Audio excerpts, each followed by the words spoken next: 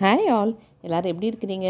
இன்றைக்கி ஒரு lunch box video தாங்க பார்க்க போகிறீங்க. இன்றைக்கி நம்ம எல்லா வெஜிடபிள்ஸும் போட்டு கலவை காய் வச்சு எறா குழம்பு செய்ய போகிறோங்க. அதுக்கு பலாக்கொட்டை இருந்துச்சுன்னா செம்ம சூப்பராக இருக்கும். கண்டிப்பாக அன்றைக்கி நீங்கள் இந்த எறா குழம்பு ட்ரை பண்ணலாம். முள்ளங்கி, அவரைக்காய் எல்லாத்தையும் போட்டு இன்றைக்கி குழம்பு வைக்க போகிறோம். அதுக்கு தொட்டுக்கிறதுக்கு நம்ம வெண்டைக்காய் பொரியல் தாங்க செய்ய போகிறோம். ஸோ எல்லா காயும் முதல்ல கட் பண்ணி ரெடி பண்ணி வச்சுருவோம். இப்போ ஒரு சட்டியில் ஒரு 10 பல் பூண்டு, சின்ன வெங்காயம், இது 2 தாங்க குழம்புக்கு ரொம்ப முக்கியம். எந்த குழம்பாக இருந்தாலும் இது 2த்தையும் தாளிச்சிட்டு நீங்கள் குழம்பு வைங்களா, செம்ம சூப்பராக இருக்கும். அதே மாதிரி எண்ணெயில் முள்ளங்கி இருந்துச்சுன்னா கண்டிப்பாக வதக்கிட்டு குழம்பு வைங்க.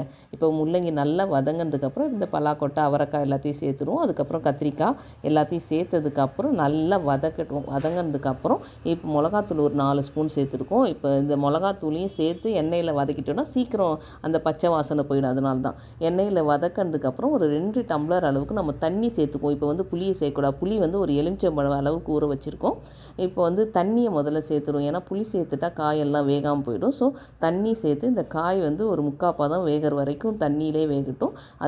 அதுக்கப்புறம் நம்ம புளியை கரைச்சி சேர்த்துக்குவோம். இதை நல்லா உப்பு தேவையான அளவு போட்டு நல்லா குழம்பு கொதிக்க வச்சுடுவோம். இது கொதிச்சிட்டு இருக்கும்போதே ஒரு அளவு காய் வெந்ததுக்கப்புறம் இந்த புளியை கரைச்சி வச்சுருக்கோம்ல, அதை சேர்த்து அதுவும் கொதிக்க வச்சுடுவோம். இப்போ நம்ம காய் செய்ய ஆரம்பிச்சிடுவோம். வெண்டைக்காய் பொரியல். அது கூட நம்ம முட்டையை ஒரு பக்கம் பாயில் பண்ணிடுவோம்.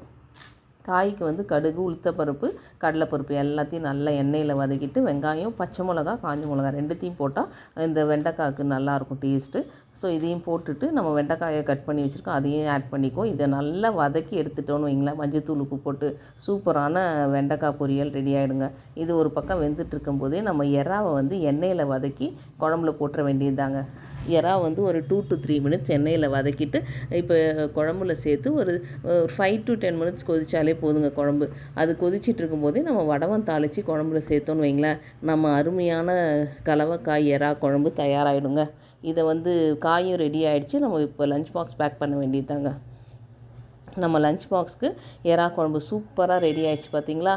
இதை நம்ம இப்போ பேக் பண்ண வேண்டியது தான். ரைஸு, எறா குழம்பு, வெண்டைக்காய் பொரியல், அப்புறம் தயிர் சாதம். இன்றைக்கி ஃப்ரூட்ஸுக்கு பப்பாயா எடுத்திருக்கோம்.